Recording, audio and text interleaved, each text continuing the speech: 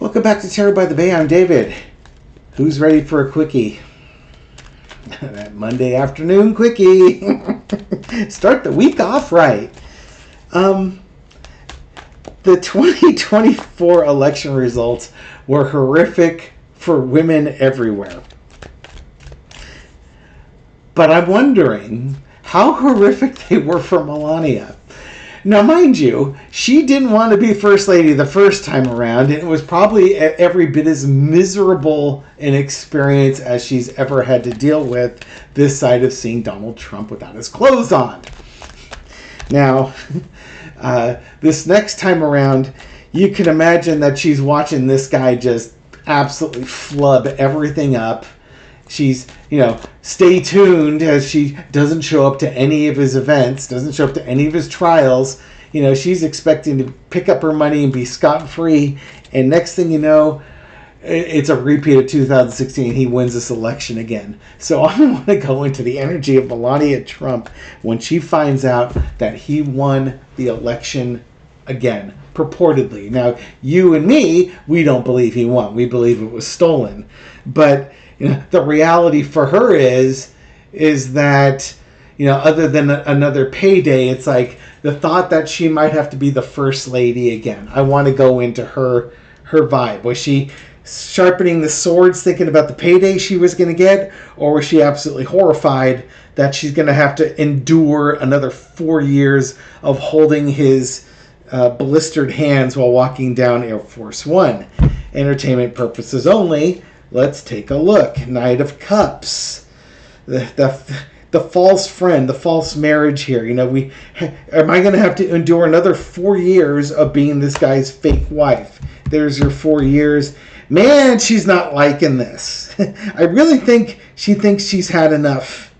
And she's even said, and there you go, evaluating the money, that she only plans on being a part-time first wife, but here's the thought that, oh my God, I'm going to have to go out there again and do another 4 years of this. I've already done this. I don't want to do this again. But then she's like, well, there's money to be made. There's a deal here.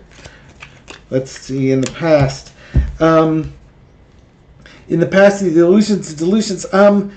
Yeah, there were good things about that thing where she made through her 4 years. She got some good things, but there's a lot of things she didn't like about it. I think she would just as soon never have to repeat that again. Current situation, the star card. Then you got Russia showing her nudes out there. This is going to be different, and I don't think of her as being like, I'm going to be... It's not like she rolled up her sleeves and said, I'm going to be the star first lady. I think this is this is a falling star. The crestfallen is kind of the feeling I get. It's like, oh my God, now I have to make a decision. Am I going to join this or am I going to leave this? So basically, all eyes are going to be on her because Trump's going to want to lean on her again. Oh, that's a major arcana going on here. Overarching energy is temperance. May not be so bad this time. I think she's going to try and figure out a way to make it better this time than it was the last time. Maybe he doesn't need her as much. Lesson to be learned is the Queen of Wands. Yeah, I think she's going to take a little more control over the situation than she had the last time. Yeah, it's kind of... She's at a point right now where it's like... she can dictate the terms to Trump. It's very much hey, if this is going to happen, you're going to pay me a bunch of money, and I'm only going to be there for a certain amount of time, and I'm not doing your stupid Christmas trees, and I'm not doing the Easter egg roll on the White House lawn. No, she's not going to be a first lady. She'll probably be there for the travel, like if they're going to France or going to England to meet the Queen or something like that. Yeah, she'll probably be there, no problem. But if it's,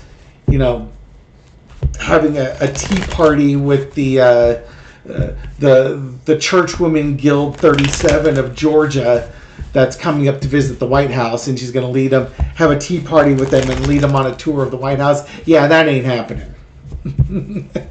It's kind of like she'll be there for the star-studded events, but she's not going to be there for the mundane stuff. I think that would be a reasonable evaluation. But how long is she going to last with this? For Carter, how long is she going to last with this? Hangman, stay tuned. As long as she needs to. She's trapped.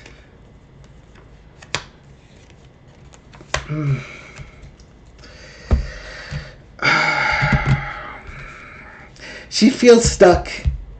It's just like if she were a Putin spy, he wants her in there, that type of thing. But she's stuck. She doesn't want to do this again, and but she's stuck. There's just a sticking point with this. She's going to try and negotiate and fight things and put it on her terms, but she's stuck. There's just this feeling of being stuck, and she can't get out of it.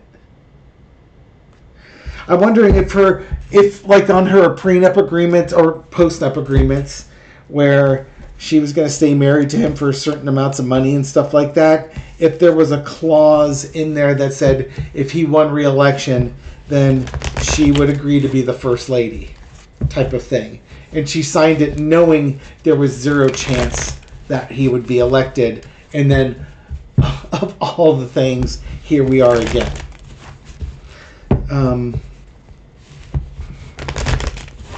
I'd ask you if she's happy about it, but I don't need to throw... You and I both know I don't need to throw cards on that to let you know if she's happy. Of course she's not.